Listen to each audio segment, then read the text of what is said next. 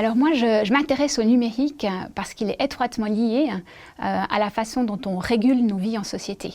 Alors en tant que criminologue, je m'intéresse en particulier à la façon dont on opère le contrôle social pour éviter que le crime ne se réalise. Je m'y intéresse de la police à la probation, qui sont les principaux finalement préposés au maintien de l'ordre et de la sécurité.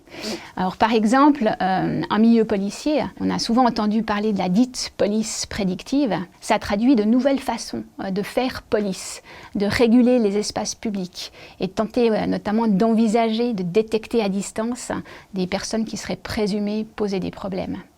Dans ce cadre-là, ce qui fait à l'heure actuellement énormément débat et sujet à de grandes controverses, c'est l'utilisation des technologies dites de reconnaissance faciale à distance et en temps réel dans les espaces publics, qui sont conjuguées à des listes de personnes d'intérêt, pour faire court, qui permettraient, cas échéant, à la police d'identifier dans ces foules des personnes susceptibles de poser des problèmes. Donc ça pose des enjeux à l'heure actuelle assez fondamentaux, non seulement aux institutions, aux décideurs, mais également aux citoyens.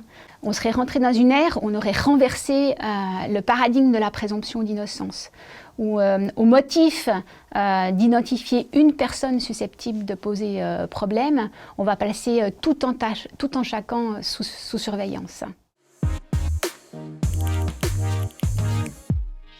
Le traitement informatisé des captures d'images de visage, c'est pas nouveau. Ça fait remonter, on remonte cela à environ les années 60.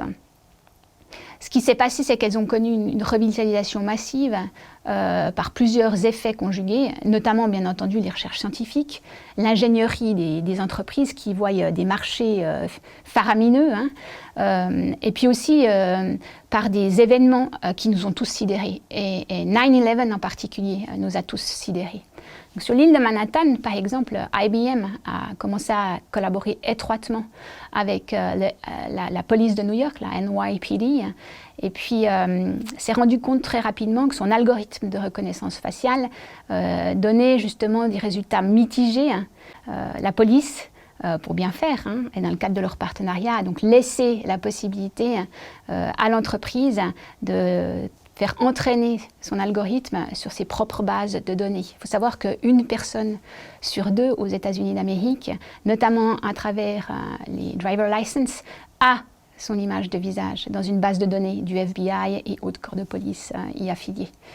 Ça a donné la possibilité donc à IBM, certes, de perfectionner son algorithme, mais dans un contexte de lutte dure contre le terrorisme, ça a aussi entraîné des amalgames très profonds et la possibilité en fait au dit algorithme d'identifier en collaboration avec les corps de police plus aisément dans la foule en particulier certaines personnes qui présentaient des signes affiliés à une certaine partie du monde.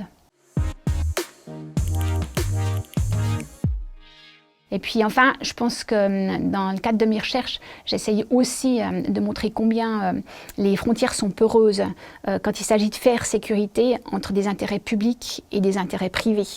Donc, je m'intéresse en particulier aux entreprises qui colligent massivement des données et la façon dont elles collaborent avec certains corps de police pour gérer les populations, tantôt sous surveillance, tantôt captives, tantôt placées sous mandat probatoire lorsqu'elles sont suivies en communauté.